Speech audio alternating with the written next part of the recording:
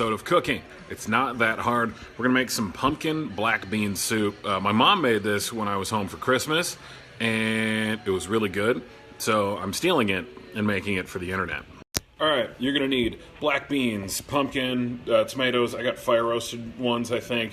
Does it say fire roasted? Yeah, it does. Right there. Woohoo! Cinnamon, nutmeg, ginger, just tiny bits. Chili powder, cumin, black pepper, salt, onion, garlic. Maybe some other stuff eventually.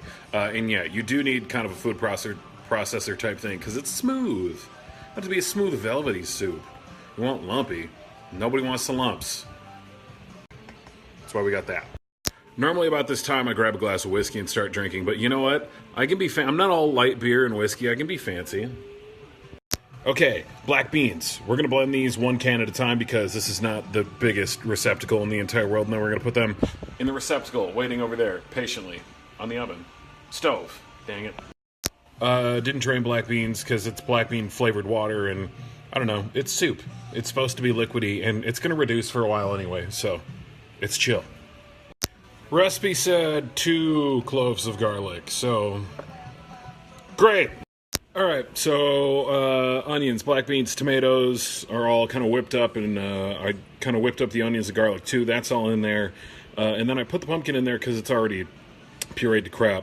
I'm gonna agree with you right now. It doesn't look amazing, but it's gonna simmer and reduce and start to look pretty legit.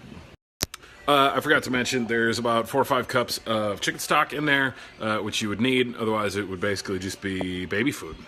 Gross. If you started this recipe and were like, huh, gross, pumpkin. It's not pumpkin pie flavored soup or anything like that. It's just pumpkin. Pumpkin's relatively bland.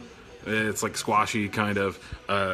It's not pumpkin pie flavored. Plus, it's a very good source of vitamin A. I think you need that somewhere down the line. My sister's a dietitian and told me it's good for you, so she's a pretty smart gal. I'd listen to her. Yeah, we're spicing it up a little bit now.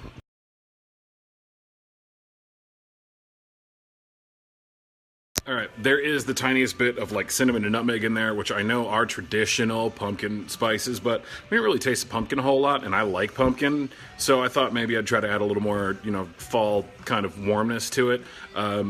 Plus, it's such a minuscule amount. I don't think it's going to make a huge difference anyway, but if you don't want to, you can forego that. All right, soup is on. We're going to cover it and let it go for probably about an hour just so it gets all blended together and all that jazz. It's about 9:55 at night or something like that. So we're just going to skip. You know how everyone's always like, oh, chili's way better the next day. Well, we're just going to not eat it on the first day and eat it on day 2. I'm pretty sure it's exactly how that works. Just throw it in the fridge for a day. Plus, I'm going to freeze about half of this too. It's a lot of soup for one guy. I'm going to be sick of it probably, but it freezes really well. So, all right, we successfully transferred about 98% of this to the Tupperware thing. We're going to let it cool off a little bit more, throw it in the fridge, and it's going to be great tomorrow. I added a bunch of salt because all of the veggies were no salt added, so cool. Good night.